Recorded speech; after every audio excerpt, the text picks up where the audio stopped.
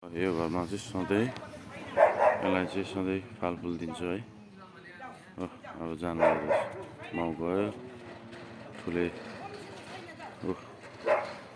यहाँ है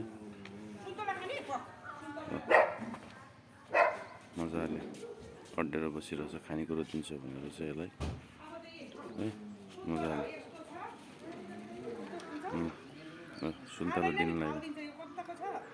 सुन्तला दिन लागिरहेछ है। माउ चाहिँ गइसक्यो अब है फेरि फर्केर आयो।